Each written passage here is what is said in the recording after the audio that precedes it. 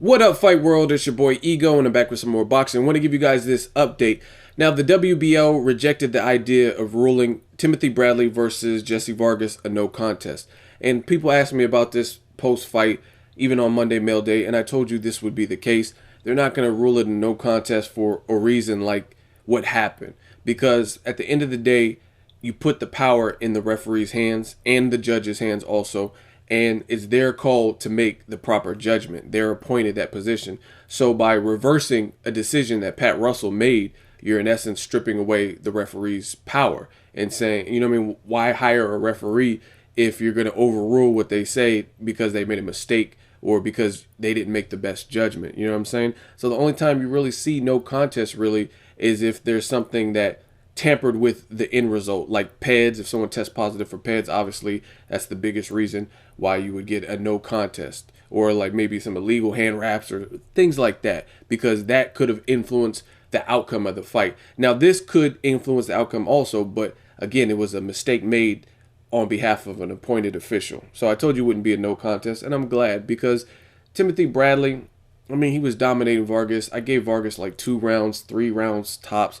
And that's the problem with boxing. You can't, boxers always do this. Broner did it versus Porter. You can't wait till the last minute to react and then gripe about what could have, should have, or didn't happen in the last 15 seconds. You got to give yourself time to work. Now, had Broner been putting in massive work in those early rounds going to the body, when he got Porter clipped with that left hook, then he might have been able to finish him or get a knockdown again or anything. You never know. But he didn't do the things that would pay the dividends later. Same thing with Jesse Vargas. You were getting blown out, aside from maybe round 2.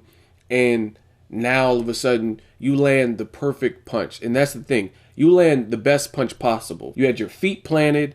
You had the full leverage on it. He didn't see it coming. You landed it square on his jaw, and he didn't even go down. So you also have to look at the probability. Yes, it's a what if, but we've seen Bradley there before. We know Jesse Vargas is not a finisher, a big puncher. And if you look at how he reacted immediately after, maybe from getting beat up for 11 rounds, basically 10 rounds, he didn't have enough in the tank because he looked kind of lethargic. He didn't just bounce right on him like John Molina would have, or a guy like that who has had these last minute finishes, John Molina versus Mickey Bay, things like that.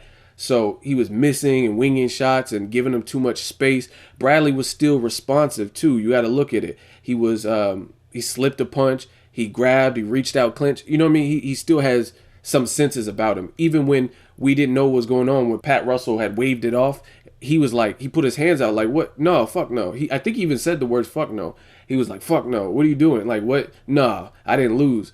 And I mean, if your head's that cloudy, you're just dazed. You know what I mean? You're not going to be able to respond that quickly. But as soon as we didn't know what was going on and there was a controversy in the premature 7-second, 5-second stoppage, Bradley responded like, hold on, what are you doing? Like, come on, what are you doing? So I don't think the outcome would have been different. The WBO made the right choice. I understand that in a perfect world, we wanted to see the last 5 to 7 seconds. But, I mean, let's be realistic with ourselves. Again, it's like if you work at a job, let's say I work at Kmart and I've been working there for a year. I've been coming late. They give me tasks to do. I don't finish the task. I get in arguments with other associates. And this is my behavior for the last year. And then they put me on a final notice in March. Like, hey, one more write-up and you're out of here. You're gone. Or one more fuck-up. And then I improve my act. I do better for a month and a half. And then I do something else like come late. Then they have every right to fire me because they're looking at the full body of work. You know what I'm saying?